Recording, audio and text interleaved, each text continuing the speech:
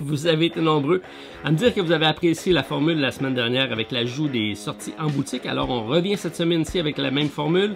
Alors ce qu'on a reçu au Randolph, ce qui est arrivé sur la plateforme Kickstarter cette semaine. Alors actualité ludique du samedi 28 septembre. C'est parti!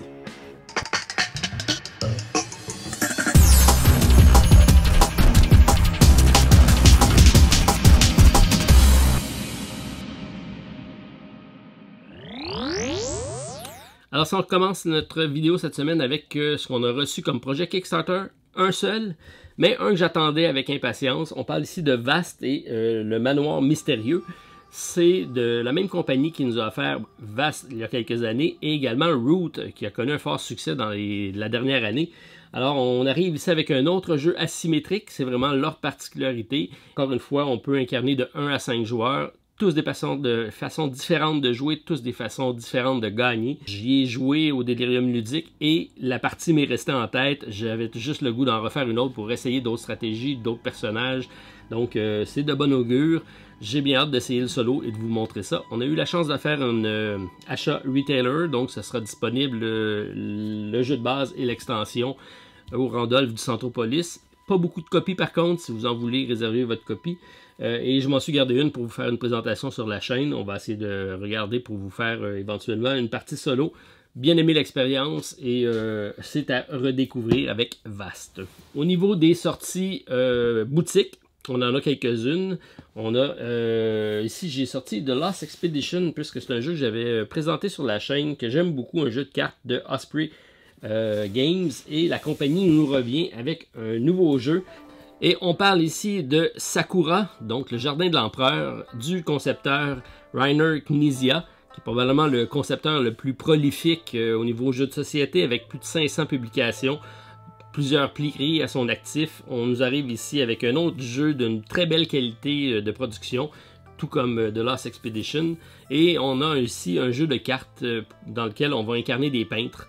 À l'intérieur du jardin, l'empereur va se promener, il va aller observer les cerisiers en fleurs. Et on doit se trouver le plus près possible du cerisier lorsqu'il va faire son arrêt pour pouvoir l'observer, pour essayer d'avoir les faveurs de l'empereur, donc devenir son peintre, si on veut, attitré.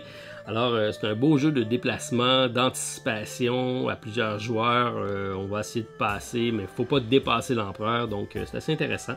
C'est léger comme jeu, c'est de 2 à 6 joueurs, des parties de 20 à 40 minutes, 10 ans et plus.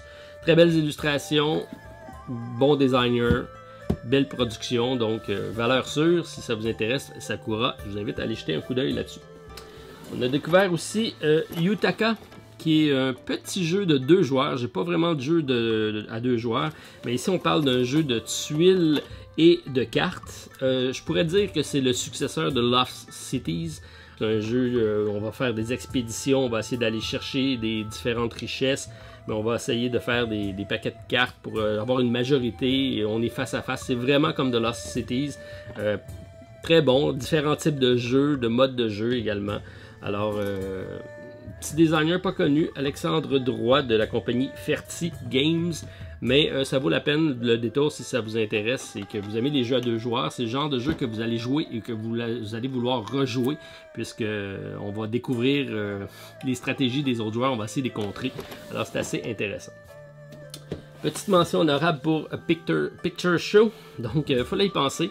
C'est un jeu très simple d'ombre chinoise, donc dans lequel on va avoir à faire deviner des expressions, des situations. Donc on va prendre différentes ombres. On va avoir un plateau vertical avec une lumière à l'arrière. On va avoir des baguettes aimantées et on va animer des différentes ombres pour raconter une histoire et faire deviner à notre équipe qu'est-ce qu'on a comme sur la carte comme expression. Alors c'est très simple, très efficace, ça va être au pub, ça va être très très bien apprécié, probablement dans le temps des fêtes également, si vous cherchez des jeux de famille, ça pourrait être très bien, donc 20 minutes, 2 à 8 joueurs, 7 ans et plus, avec Picture Show. Alors c'était mes mentions honorables de jeux reçus au pub. On a également Kaylan. Et là, je dois remercier Cyprien qui me l'a fait parvenir d'une compagnie qu'on ne connaît pas encore ou qu'on connaît peu. Si certains d'entre vous la connaissent, on parle de Funny Fox, c'est peut-être peu connu, mais vous connaissez sûrement la maison mère parce que c'est le plus gros éditeur de livres français. On parle de Hachette. Hachette se lance dans l'édition de jeux et donc arrive avec Funny Fox. Et on parle ici d'un jeu qui a été publié initialement en anglais en 2018. C'est une réédition en français. C'est un très beau jeu dans lequel on va incarner donc des travailleurs sur une île pour pouvoir, suite à un champignon qui a dévasté l'île, on a perdu toutes les plantations de café, on se décide de se lancer dans le thé. On parle, c'est un lieu donc reconnu pour son thé, qui est Lang. Et on va donc refaire une plantation, refaire des technologies pour essayer d'avoir le meilleur thé possible. Alors, beau petit jeu qui me semble très intéressant. J'ai pas encore eu la chance de l'essayer, mais on va vous présenter ça, c'est sûr. On parle ici d'un jeu de 2 à 4 joueurs, des parties de 45 minutes, c'est 10 ans et plus. C'est un jeu de collection d'ensemble, de majorité. On parle d'un aspect intéressant. Ici, c'est joué lors du tour des autres joueurs, donc on propose un type de jeu qui n'a pas de downtime. Il n'y a pas de temps mort dans le jeu. On va pouvoir jouer durant le tour des autres joueurs. Donc, c'est la nouvelle tendance. Essayer de faire un jeu qui va se dérouler le plus rapidement possible. Alors, 45 minutes, ça risque d'être bien. Puis, c'est accessible à la famille. Donc, ça aussi, ça risque d'être bien. Bien hâte de découvrir ça. Et merci beaucoup à la compagnie Funny Fox de m'avoir fait parvenir le jeu. On vous présente ça le plus tôt possible. On a reçu également éditeurs québécois de Montréal qui sont essentiellement une compagnie qui font du développement de jeux vidéo. Ils ont fait un jeu vidéo qui s'appelle The Girl and the Robot, dans lequel on est une jeune fille qui doit s'échapper d'un château et on a l'aide d'un robot pour s'évader. Par contre, on en a fait ici une adaptation en jeu de cartes. Ça va sortir sur Kickstarter le fin octobre. Alors, j'ai eu la chance de recevoir le prototype. Je vais pouvoir vous en faire une démonstration. Donc, restez à l'écoute. C'est un jeu de 2 à 4 joueurs, de parties de 30 à 45 minutes. Pas de solo présentement, mais je vais regarder si je peux peut-être le bonifier d'un challenge solo. Peut-être que ça serait apprécié. Alors, on parle ici de la compagnie Flying Carpets qui me l'a envoyé. Donc, je remercie Salim de cet envoi-ci. Puis, on va vous présenter ça dès que possible avant la campagne. Donc, avec The Girl and the Robots. Vous avez présenté également The Quick and the Undead de notre ami Connor McGowey chez Inside Up Games. Alors, ça a été essayé. J'étais censé faire une vidéo, mais j'ai proposé plutôt à Connor de lui faire un challenge solo. Puisque dans le jeu ici, c'est un 2 à 6 joueurs. J'y ai joué, j'ai trouvé très intéressant le jeu. J'aime beaucoup le mix entre zombie et western. J'avais beaucoup aimé ce que j'ai ici en arrière. J'ai Shadow of Brimstone qui est dans le même esprit, qui est vraiment très très bon. Et donc, j'y ai proposé de faire un challenge solo. J'y ai envoyé ça. Il a aimé beaucoup ce que j'y ai fait. Donc, on est en train de peaufiner le tout pour la campagne.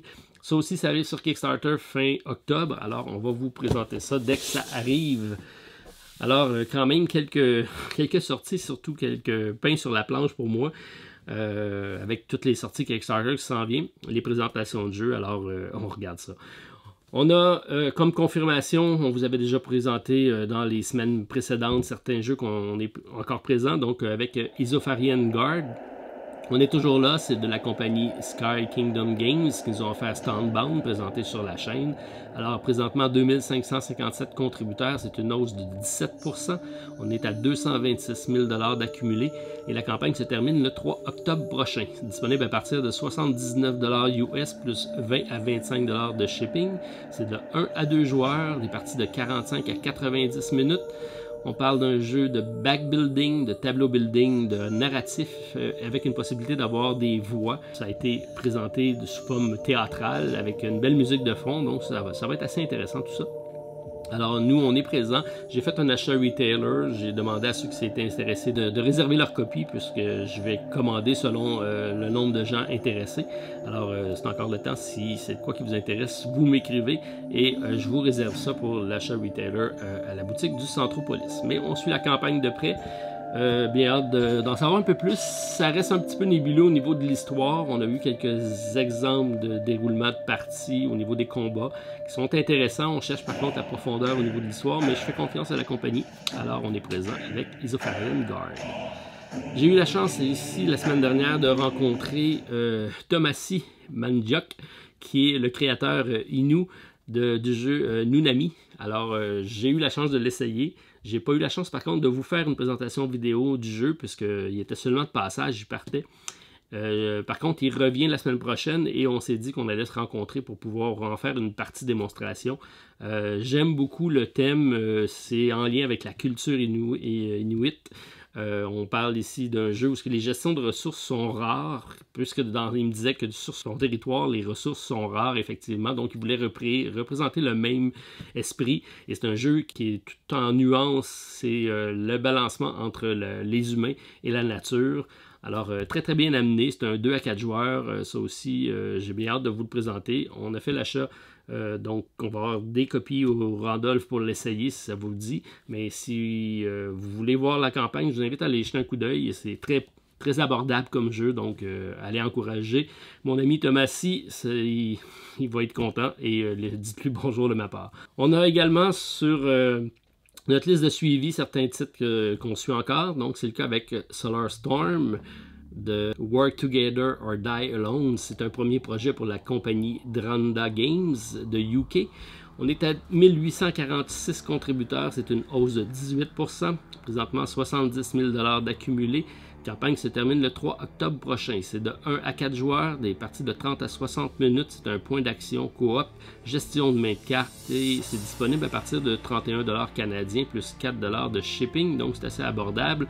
C'est un jeu que j'avais mis dans le coup de cœur il y a 2-3 semaines et que je garde encore. C'est vraiment un petit jeu, quasiment un filler, mais il y a un solo là-dedans, ça risque d'être intéressant. Il n'y a pas de version française, mais c'est très limité comme texte.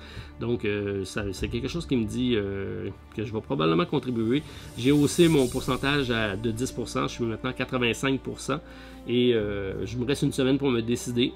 Je risque d'y aller, c'est assez abordable et c'est dans mes cordes. Donc, on regarde ça pour Solar Storm.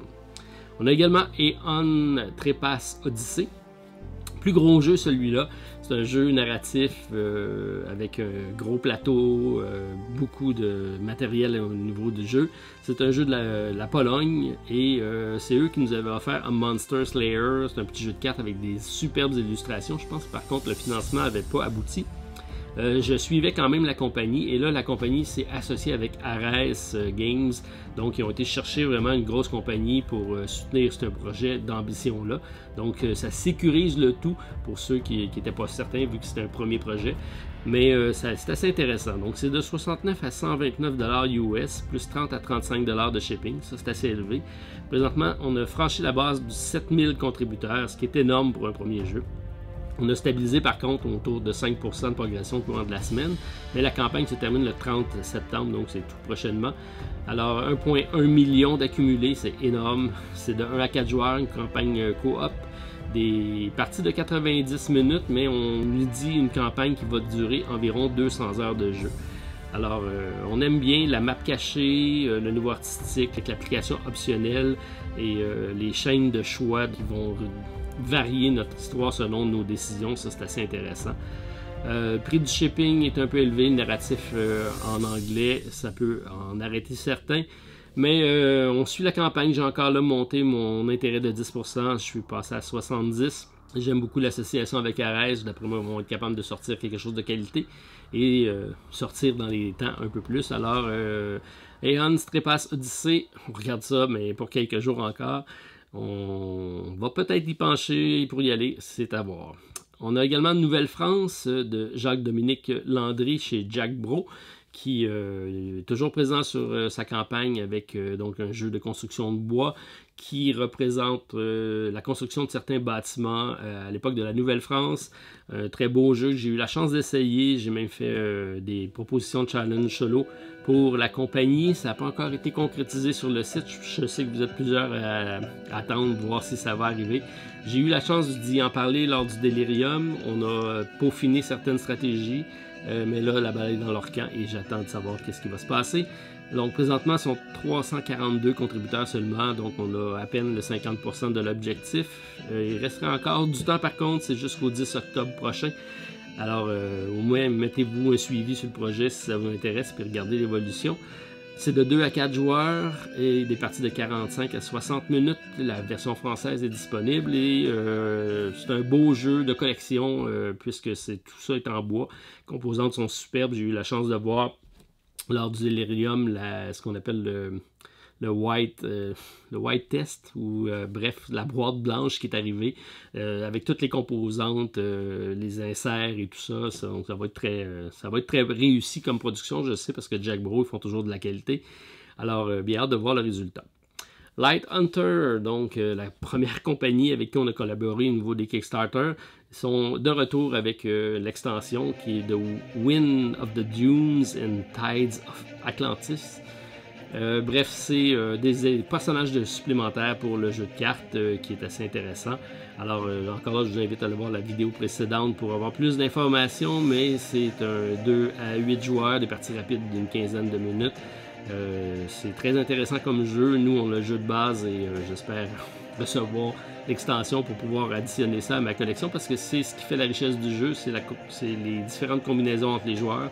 Donc, plus il y a de personnages et mieux c'est dans ce jeu-là. Alors, on suit ça. C'est jusqu'au 2 octobre prochain.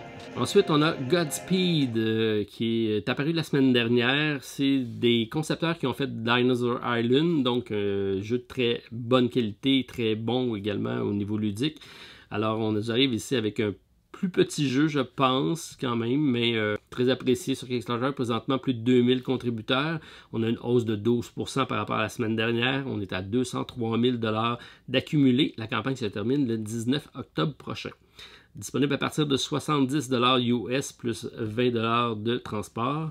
Alors, c'est une course aux étoiles ici et on a affaire avec un jeu de colonisation extraterrestre pour 2 à 5 joueurs, des parties de 60 à 90 minutes. C'est un placement d'ouvriers avec une grande interaction entre les joueurs. Alors, bien hâte d'en découvrir un peu plus. Je le classe encore dans mes jeux à suivre. Je suis à 50% sur celui-ci. On regarde l'évolution de la campagne, mais c'est assez intriguant tout ça. On vous a parlé également la semaine dernière de Detective City of Angels. C'est un jeu qui est déjà disponible sur le marché.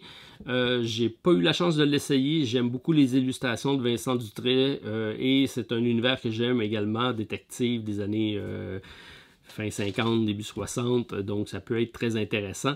Alors, une nouvelle extension qui est disponible présentement sur Kickstarter, qui est très populaire encore là, on parle de 2321 contributeurs, une hausse de 16%, 210 000 $ d'accumulé. La campagne se termine le 8 octobre prochain.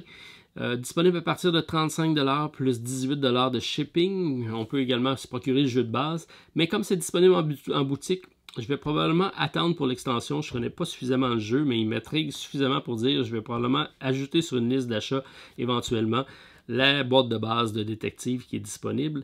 Et regardez qu'est-ce que ça dit, mais c'est un jeu qui rentre dans mes cordes. Alors, on va suivre pour un achat boutique là-dessus. J'ai également Manchukuo de Panda Productions qui nous a offert Onimaru, donc un très beau jeu dans le même esprit un peu oriental. Et là, on nous arrive avec un jeu qui reprend un thème historique. Présentement, 778 contributeurs, c'est une hausse de 20% par rapport à la semaine dernière. 75 000 $ d'accumulé, la campagne se termine le 11 octobre prochain. Relativement abordable à partir de 49 $ US plus 15 $ de shipping. C'est de 1 à 4 joueurs de parties de 60 à 90 minutes. C'est un placement d'ouvriers qui se dit encore unique, mais la plupart des gens disent ça. Il faudrait savoir à quel point c'est unique que tout ça. On aime beaucoup la thématique historique, le mode solo disponible, le plateau modulaire, l'artistique et le prix. On aime moins la version anglaise seulement. L'originalité reste à nous à être prouvée, donc on va regarder ça de près. Mais on est encore présent pour la liste de suivi avec un 35% de probabilité. On regarde tout ça, mais je le trouve intriguant. Alors, c'est ce qui complète notre présentation pour nos sorties boutiques et nos arrivées Kickstarter de la semaine, nos listes de suivi. Mais on a également ce qui s'ajoute cette semaine. On a plus d'une dizaine de titres qui est arrivé sur Kickstarter ou qui s'en viennent dans la semaine à suivre. Donc, je vous invite à rester à l'écoute. On regarde ça à l'instant. Alors, spécial du 28 septembre 2019. C'est parti. On débute notre liste de suivi cette semaine avec Time of Legends Destinies, un jeu de la compagnie Lucky Duck Games qui nous fait équipe cette fois-ci avec Mythic pour ce projet. Déjà 4600 contributeurs pour 400 000 $ d'accumulés en cette première semaine, donc excellent début de campagne pour eux. Une période de financement qui se termine le 16 octobre prochain. Un jeu disponible à partir de 49 $ US plus 17 $ de shipping. De 1 à 3 joueurs, c'est un jeu de 90 à 150 minutes par scénario. On parle de 5 scénarios dans la boîte de base et de 3 pour chacune des extensions. C'est un jeu narratif d'aventure d'exploration compétitif. Time of Legion est le premier d'une série de jeux utilisant le nouveau système Destinies, un jeu qui se déroule dans l'univers sombre et fantasmagorique médiéval de Jeanne d'Arc. Le système Destinies offre une expérience de jeu de plateau de type Role-Playing Game, RPG, entièrement basée sur une histoire soutenue par une application sans avoir besoin d'un maître de jeu. Chaque scénario représente une partie d'un monde vivant rempli d'histoires sombres, de personnages épiques et de mystères à résoudre. Chaque joueur joue le rôle d'un héros dans une quête pour accomplir son destin. Chaque destin a un objectif final du personnage, comporte au moins 2 chemins complètement différents vers la victoire, composés d'une série de quêtes entrebranchées qui interagiront avec les autres personnages également. Le joueur utilise une application d'une technologie Scan and Play qu'on a vu dans Chronicle of Crime, très bien intégrée au jeu, pour offrir aux joueurs une expérience unique basée sur une histoire riche en événements dynamiques, une aventure épique et un monde de jeu constamment en évolution. À chaque tour de jeu, le joueur découvre de nouvelles régions du monde et choisit d'explorer des points d'intérêt. Ils apprennent davantage sur l'histoire et font des choix cruciaux quant à la manière dont ils vont interagir avec les personnages, les créatures, les situations qui y sont confrontées. Les conséquences de chaque choix sont significatives et changent souvent l'état du monde dans lequel on interagit. On aime le mode compétitif pour ce type de jeu, l'intégration de l'application très bien amenée à la Chronicle of Crime, la version française et le crossover avec Jeanne d'Arc. On aime moins, j'aimerais avoir plus de textes racontés avec la voix plutôt que de faire de la lecture, et peut-être la rejouabilité, reste à voir comment ça va se dérouler tout ça. Résultat, c'est un jeu narratif tout à fait dans mes cordes, j'aime beaucoup le distributeur Lucky Dog Games, et comme ça sera disponible en distribution au Randolph, on attend ses sorties en boutique avec impatience. La compagnie AEG nous revient avec le jeu Age of Darkness et l'extension Cliff of Cold Harbor, un jeu de John D. Clare qu'on a connu avec Mysticville. Un bon début de campagne pour eux avec 2656 contributeurs, 226 000 $ d'accumulés. La campagne se termine le 4 octobre prochain. L'extension est disponible à partir de 40 $ US. Mais le jeu de base, c'est à 120 $ US plus 25 de shipping, allant jusqu'à 47 si on prend le all-in. À ça va peut-être s'ajouter des taxes, on sait pas encore, ça dépend de la région dans laquelle vous êtes. Bref, c'est une augmentation de plus de 20% par rapport au premier Kickstarter l'an dernier. Ça me semble assez dispendieux. Malheureusement, le jeu ne sera pas disponible en boutique à moins d'un achat retailer. Ça reste donc l'opportunité de vous le procurer. J'ai eu la chance de l'essayer, c'est un excellent jeu de 1 à 4 joueurs, des parties de 120 minutes, 3.26 sur 5 au niveau de difficulté sur BGG. C'est un jeu de recrutement de cartes, de deck building commun et de placement d'ouvriers. C'est probablement ce qui fait sa distinction avec le deck building commun. On va faire du card crafting comme dans Mysticville, mais les cartes vont être disponibles à tous les joueurs. Donc c'est assez intriguant comme système. Et en plus, ça va renforcer les monstres qui sont au dos de la carte qu'on va devoir affronter. De belles trouvailles dans ce jeu-ci, avec la tour également qui va faire déterminer l'endroit des attaques. Bref, j'ai bien aimé l'expérience. Reste à voir si ça vaut le prix puisque c'est assez dispendieux. Alors on aime le deck building commun qui modifie également les monstres, la tour de cube pour les attaques. On aime moins une extension directement à la sortie du jeu, donc consommation oblige. Augmentation du prix, shipping et taxes. Résultat, le matériel est peut-être un peu trop de haute qualité, qui fait en sorte que le jeu est excessivement cher. Donc malheureusement, je vais passer même si c'est dans mes cordes. On ajoute également cette semaine Barbarians The Invasion, une deuxième édition pour Tabula Games qu'on a connu avec Volfirion, une compagnie qui commence à faire sa marque. 1700 contributeurs présentement, 112 000 $ d'accumulés. Une campagne se termine le 4 octobre prochain. Un jeu disponible à partir de 49 € pour la version Maple, 79 € pour la version figurine. C'est 24 € de shipping pour le Canada et 12 € pour la France. Bref, ça nous coûte encore plus cher. Sera disponible également en version française pour les règles en format PDF. C'est de 1 à 4 joueurs, des parties de 90 minutes. Particularité, un volcan en 3D représentant un plateau de placement d'ouvriers ou de guerriers si vous préférez. C'est un jeu de majorité de construction de routes et de collection d'ensemble. Entrez dans le monde mystérieux de Tonmar, un endroit où les clans barbares règnent sur des terres sauvages et des civilisations corrompues. Un lieu rempli de pouvoirs doués d'anciens dieux et de démons. Devenez le chef de guerre d'un clan et menez-le à la conquête des nations civilisées. Prenez leurs terres, volez leurs richesses. Vous aurez besoin d'une économie forte, d'une armée encore plus forte et de tous les progrès technologiques nécessaires pour vous permettre de poursuivre votre aventure. Alors on aime la compagnie qui a le vent dans les voiles, la qualité de la production, une version abordable pour ceux qui n'ont pas le budget, un volcan rotatif qui change les emplacements des plateaux, une version française et un solo. On aime moins le transport par rapport au prix de base. Donc résultat, on vérifie pour un achat retailer si possible. Désintéressé? Laissez-moi savoir. Présentement, j'ai 65% d'intérêt pour le jeu avec Barbarian.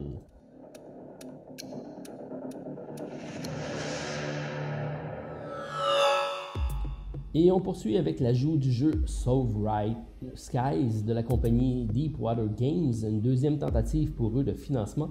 Un jeu disponible à partir de 29$ US plus 16$ de shipping. Présentement 512 contributeurs pour 27 000$ d'accumulé. Une campagne qui se termine le 22 octobre prochain.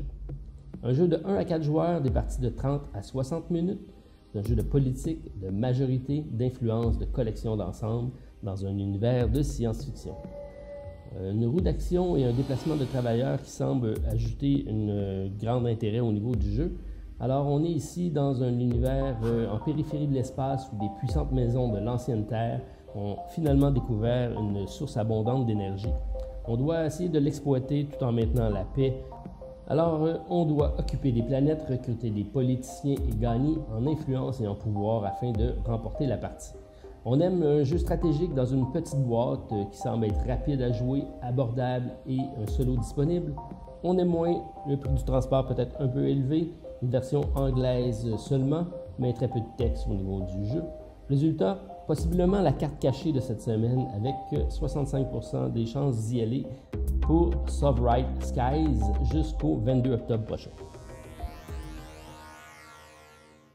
On ajoute également le jeu Runes of Mars de la compagnie Ateris Entertainment, un quatrième petit projet pour eux, tous de petits jeux jusqu'à présent. 297 contributeurs, 10 000$ d'accumulé, une campagne qui se termine le 18 octobre prochain. Un jeu abordable à partir de 29$ US plus 12$ de shipping. C'est un 2 à 4 joueurs, 60 à 90 minutes, un jeu de engine building et de gestion de ressources. Dans Runes of Mars, les joueurs se font concurrence pour développer un arsenal de connaissances. Ils doivent comprendre les langues de civilisations anciennes qui ont colonisé Mars, ce qui en fait une plaque tournante de l'activité économique. En 2179, l'avenir de la Terre est très sombre. Le seul espoir est de comprendre les raisonnements qui ont poussé Mars à faire face à sa disparition, à savoir si les technologies peuvent être utilisées pour prévenir une nouvelle désintégration de la Terre. Alors on aime la thématique martienne d'un point de vue anthropologique, un jeu abordable, on aime moins version anglaise seulement de disponible et pas de solo pour ce jeu. Alors résultat, je suis curieux, j'ajoute à ma liste de suivi pour en connaître un peu davantage. Présentement à 50%, on suit ça de près pour vous avec Runes of Mars. La compagnie Siemens nous arrive avec également Times Machines, ou si vous préférez, un retour dans le temps, avec ce qui s'apparente à une vente de feu, ou plutôt une vente d'inventaire, puisqu'on n'a pas beaucoup d'économies avec ces jeux-ci. Alors, présentement, 7317 contributeurs. Par contre, 5190 sont des contributions à 1$. Donc, simplement pour aller peut-être chercher des add-ons, c'est peut-être l'attrait de la campagne, puisque les jeux offerts sont à partir de 240$ US pour un bundle, ce qui représente dans la plupart des cas une surenchère de 20% par rapport à la campagne originale. Donc, pas d'économie là. Par contre, ceux qui ont manqué la campagne peuvent peut-être se rabattre sur un all-in sur un jeu qu'ils aiment bien, ou plus réalistement, aller chercher avec un pledge d'1$ les add-ons manquants à votre collection. Ça donne également accès à un livre d'art digital, à une trame sonore pour les jeux. Alors on aime la possibilité d'ajouter certains add-ons manquants sur vos jeux. On aime moins pas connaître le prix de ces fameux add-ons et la stratégie de transformer Kickstarter en boutique de jeux de vente. Alors, résultat, nous, on passe. J'avais passé sous silence la semaine dernière un jeu de figurines qui est publié chez Renegade Game Studio. On parle de Power Rangers Heroes of the Grid Phase 2, un stand-alone extension pour le jeu Power Rangers. C'est un jeu de 2 à 5 joueurs, 45 à 60 minutes. Un jeu de Jonathan Wings qu'on connaît sur Star Wars Imperial Assault. Alors c'est un jeu sans surprise, de pouvoirs variables, de points d'action et coopératif. Présentement, plus de 2000 contributeurs, 282 000 d'accumulés. Une campagne se termine le 1er octobre prochain. Un jeu disponible à partir de 40$ US jusqu'à 500$ si vous voulez y aller pour le all-in. Alors c'est un jeu qui vise sans grande surprise ceux qui ont connu la franchise des Power Rangers et ce n'est pas de mon époque malheureusement. Alors pas de référence pour moi, je suis un peu trop vieux je l'avoue. Alors je vais passer sur celui-ci mais je tenais quand même à vous le présenter pour les nostalgiques et les fans de Power Rangers.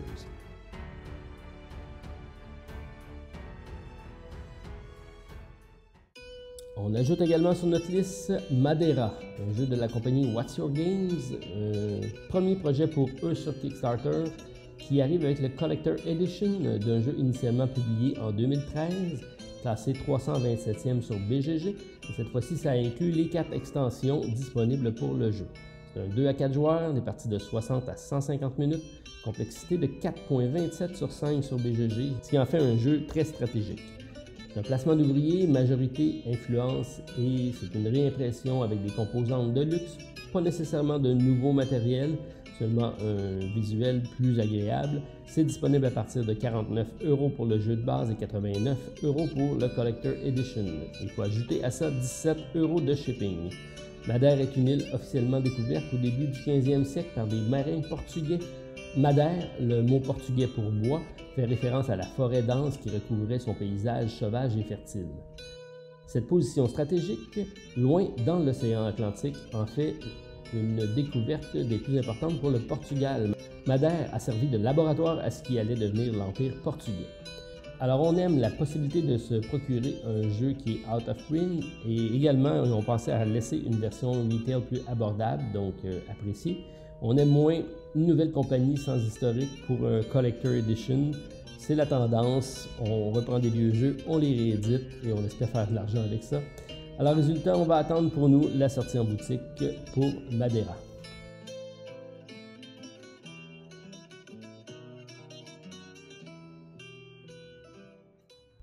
Et puisque c'est Kickstarter, on se doit d'ajouter un jeu de figurines, c'est ce qu'on fait avec Dark Flow, un jeu de la compagnie Plascraft Games qui arrive avec un deuxième projet.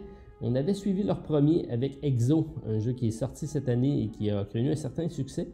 Alors celui-ci est disponible à partir de 85€ plus 23$ de shipping ou 15,5€ si vous préférez. Présentement 601 contributeurs, 94 000$ d'accumulés. Une campagne qui se termine le 5 octobre prochain. Un jeu de 1 à 4 joueurs, on peut monter jusqu'à 6 avec l'extension. C'est des parties de 30 minutes par joueur, disponible en version française. C'est un jeu compétitif d'engine building, de contrôle de territoire et de gestion de cartes et de dés. Darkflow se déroule sur une planète située aux confins de l'univers. Cette planète est la porte du multivers. Différentes factions ont convergé vers cette planète pour se battre et prendre contrôle de son domaine. On a ici un jeu compétitif de type arène dans lequel les joueurs doivent générer des ressources pour remporter la victoire. On aime le contrôle des territoires pour les ressources et non seulement pour le combat. La thématique science-fiction, la version française est disponible et le plateau d'action. On aime moins le prix très élevé, le manque d'informations au niveau du gameplay. Résultat, on le laisse sur notre liste de suivi pour la curiosité, surtout pour Exo qui était le précédent jeu, et peut-être pour mon associé Guillaume qui souhaite en savoir davantage. Alors, 25% de contribution pour nous, on garde ça sur notre liste avec Darkflow.